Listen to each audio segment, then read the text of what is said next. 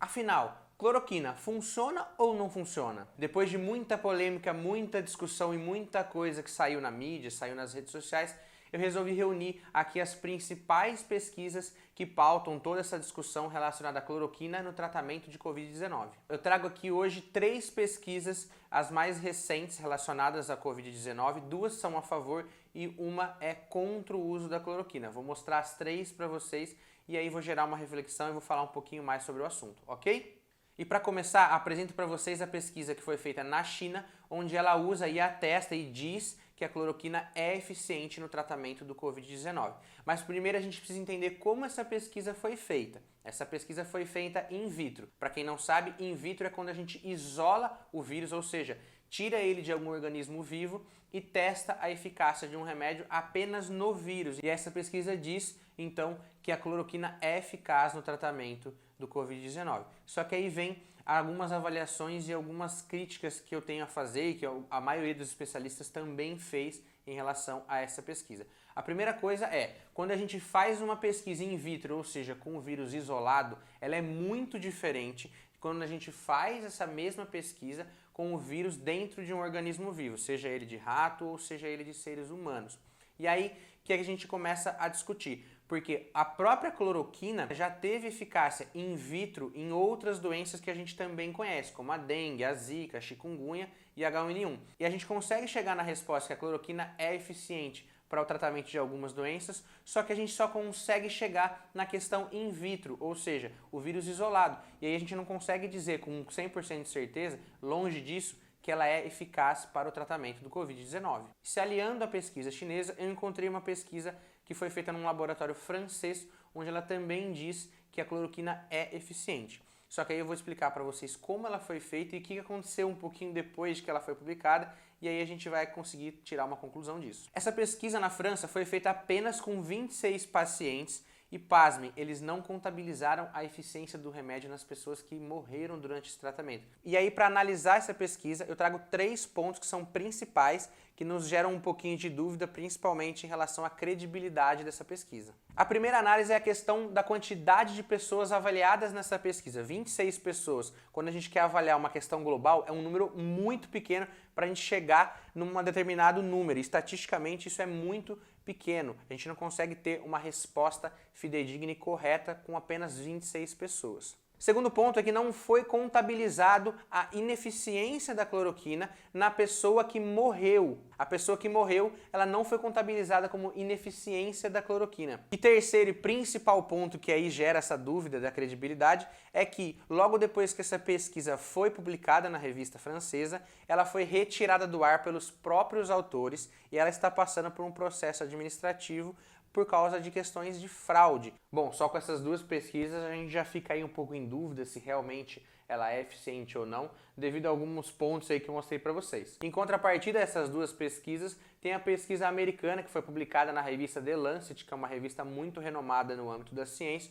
onde eles conseguiram reunir 96.032 pessoas infectadas por Covid. Essas pessoas são de vários países e vários continentes, e eles avaliaram um protocolo de uso da cloroquina e da hidroxicloroquina. E essas 96 mil pessoas foram divididas em 4 grupos. O primeiro grupo é o grupo controle, ou seja, as pessoas não fazem nada e não tomam nada.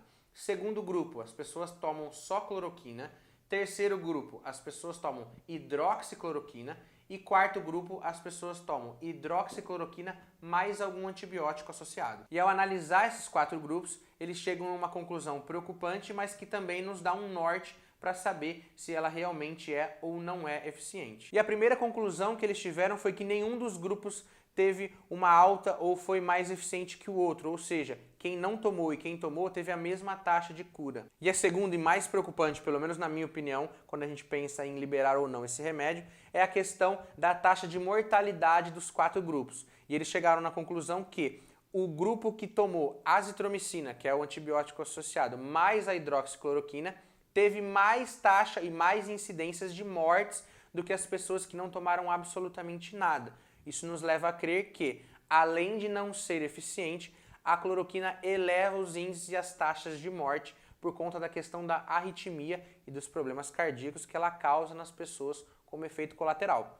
Ah, e não para por aí. Tem um problema muito grave, muito sério, que a maioria das pessoas acredito que não sabe, por isso vou falar aqui para vocês, que é a questão dos protocolos de uso da cloroquina. Quando a gente vai tomar um medicamento, a gente precisa entender o protocolo que ele exige. E a cloroquina exige que a gente faça um exame de eletrocardiograma acompanhado a doses do remédio. Ou seja, a gente tem que fazer eletrocardiograma tomando o remédio para a gente avaliar os níveis de arritmia e de problemas cardíacos que ele pode ou não gerar. E aí eu fui pesquisar no Ministério da Saúde, nas secretarias de saúde, quantos municípios têm e quantos municípios não têm no seu Sistema Único de Saúde o aparelho de eletrocardiograma. São quase 900 municípios do Brasil que não possuem nenhum aparelho de eletrocardiograma e quase 1.000 municípios que possuem apenas um aparelho de eletrocardiograma em todo o seu sistema de saúde. Então, quando a gente pede a liberação de um remédio, a gente tem que avaliar as pesquisas, a gente tem que avaliar os protocolos de liberação desse remédio e a gente tem que fazer uma análise geral de tudo isso. Ou seja, a gente tem que avaliar o custo-benefício da liberação desse remédio.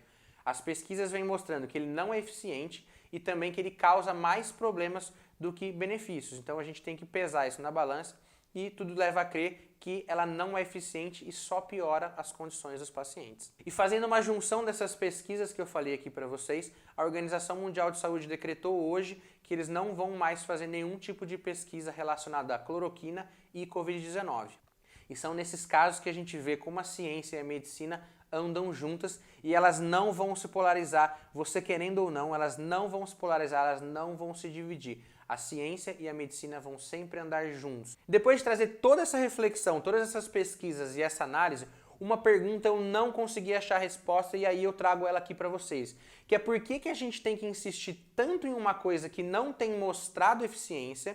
Por que a gente tem que investir tanto dinheiro, tanta energia e tanto tempo nesse medicamento, sendo que tudo indica que ele não faz sentido nenhum, que ele não tem efeito nenhum para o tratamento de Covid-19. E agora eu preciso que você me ajude a compartilhar esse conhecimento para ele chegar o mais longe possível e o maior número de pessoas. Lembrando que aqui não tem fake news, pode compartilhar sem problema nenhum. Beleza? Até a próxima, um beijo para todos e tchau!